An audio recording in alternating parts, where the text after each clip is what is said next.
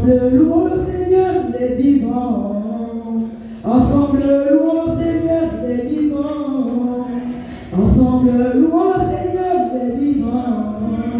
Ensemble, louons le Seigneur, les vivants. Ensemble, louons le Seigneur, les vivants. Ensemble, louons le Seigneur, les vivants. Oui, ensemble, louons le Seigneur, les vivants.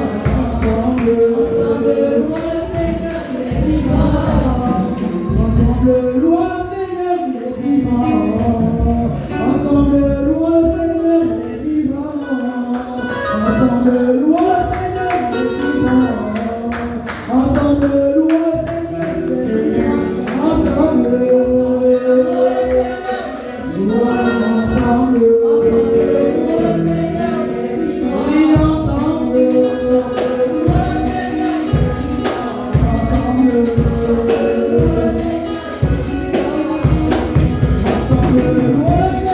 les vivants.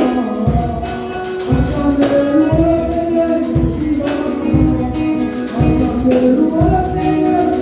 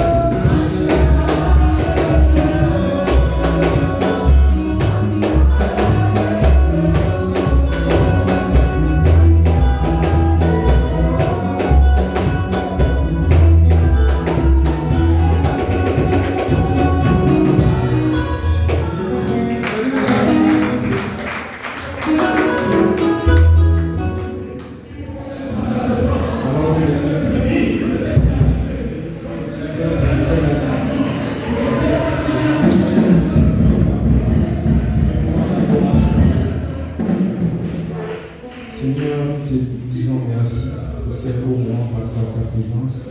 Seigneur, que la prochaine fois, ça soit plus que ça. Que tu exagères encore. Merci pour ces moments. Alors nous te présentons le reste encore de ces moments. Que tu sois encore le fil conducteur qui nous permet de vivre ici. Parce que nous vivons ici à cause de toi. Amen. Jésus, Jésus, Jésus, tu es élevé au-dessus de tout. Jésus, Jésus,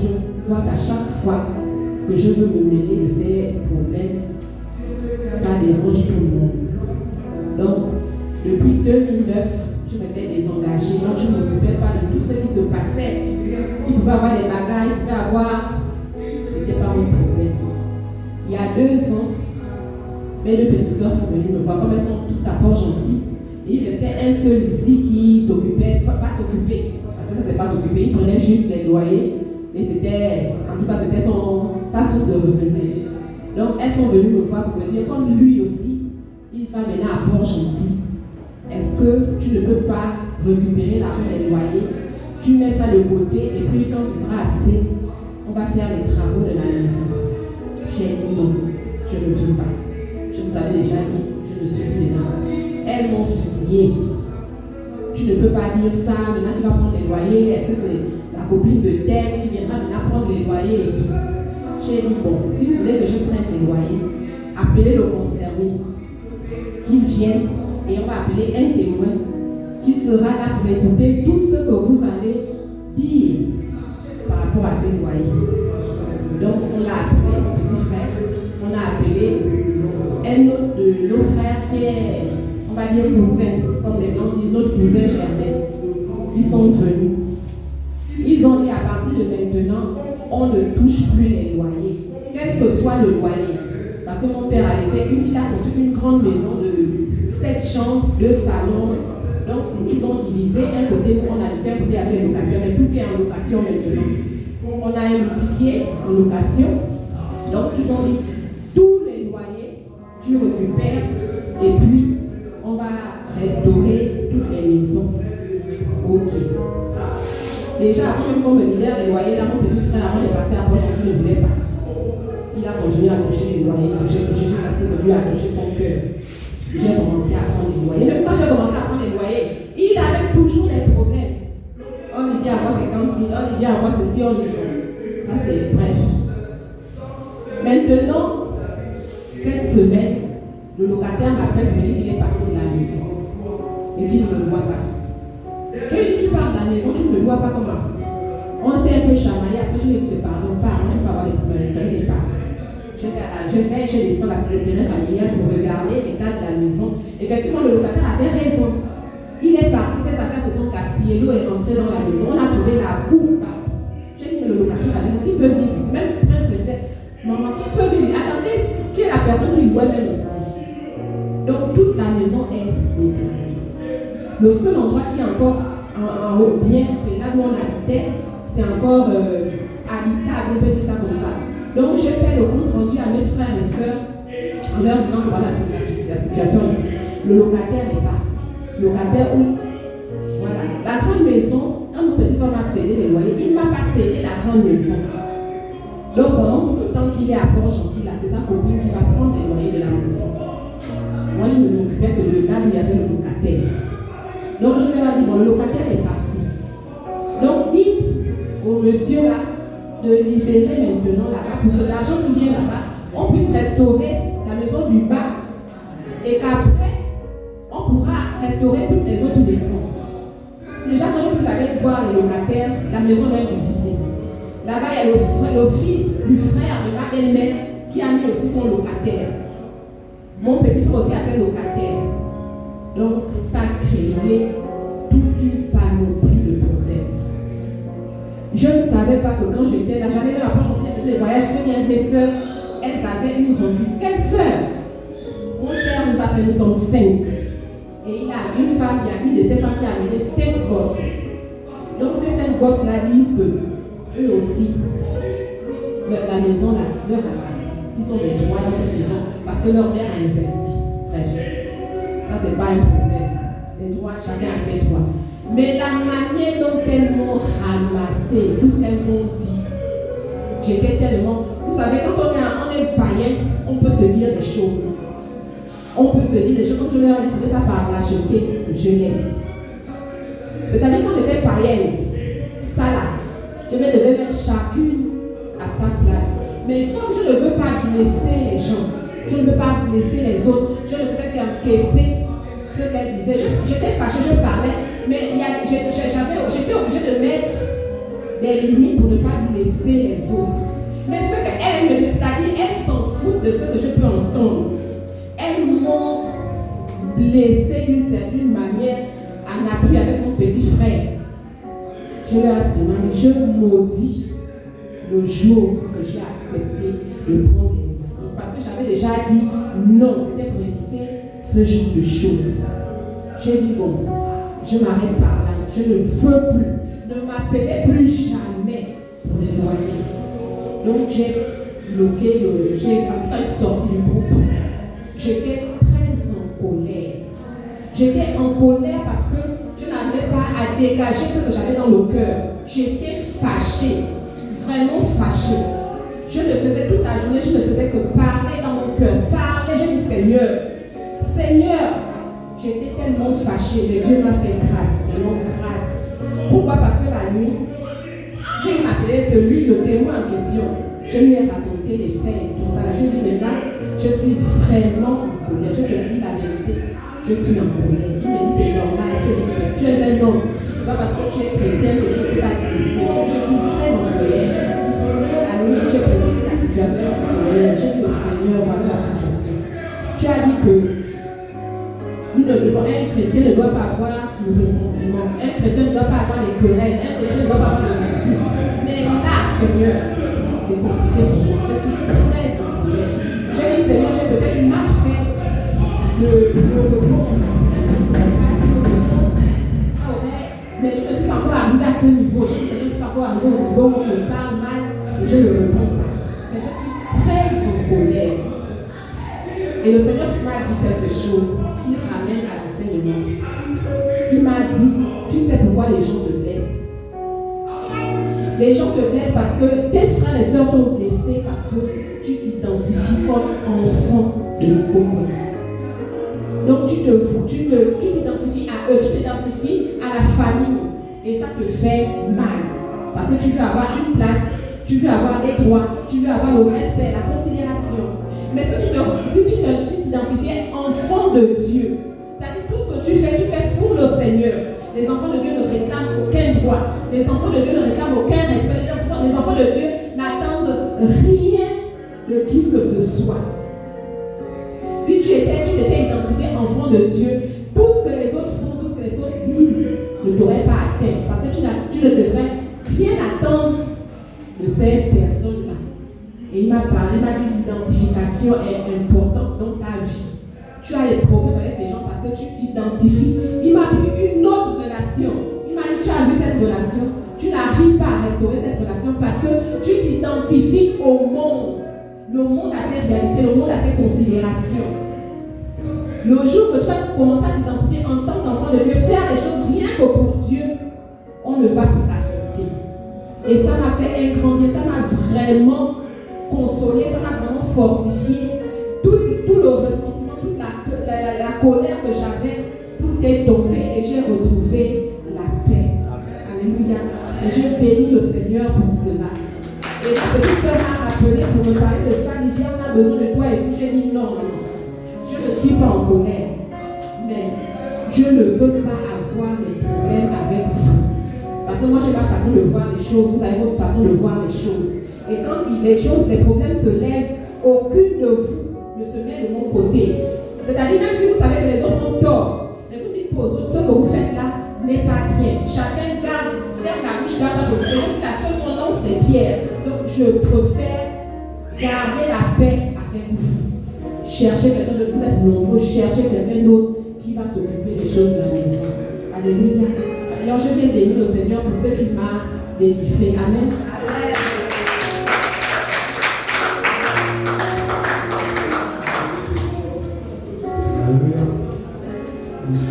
Seigneur, est-ce que toute chose sur terre est vanité et vanité? Amen. Donc nous ne devons pas s'approcher à des choses d'en bas, mais plutôt aux choses d'en haut. Alléluia. Témoignage.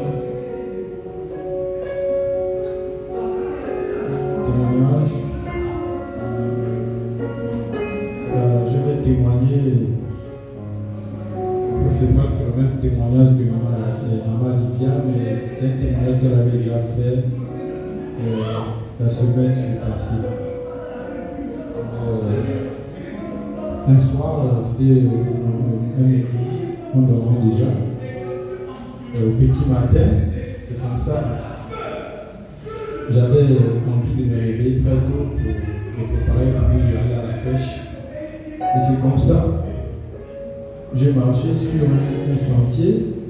Il y avait tellement des arbres il y avait des arbres, il y avait beaucoup de vent. Et je pouvais chanter des louanges, d'adoration. Je chantais même des bus. Et cette semaine-là, j'étais programmé pour passer le dimanche. Je crois bien que c'est le même dimanche que maman Livia m'a remplacé, que je t'avais en retard. Et c'est ce même dimanche qu'elle a eu à faire ce témoignage. Donc ces adorations-là, vraiment, j'ai chanté vraiment. Et il y avait, au fur et à mesure que je chantais, il y avait le vent qui soufflait. Et c'est comme ça que j'ai chanté. Aux alentours de 4h45, je me suis réveillé. Et du coup, quand je me suis réveillé, j'avais vraiment envie encore de chanter ces louanges et ces adorations. Et je pense bien que c'est le Seigneur qui me montrait, comme disait maman Livia, des chants pour venir, comme je passais le jour à la coordination, Et puis je me rappelle que lorsque on avait prié pour que le Seigneur puisse venir nous aider dans notre œuvre avec le Seigneur, on priait qu'il se montre vraiment à nous, qu'il nous donne des outils, qu'il nous donne des aptitudes, tout ça là. Et je vois bien que le Seigneur agit. Et je viens vraiment glorifier encore son nom pour cela. Amen.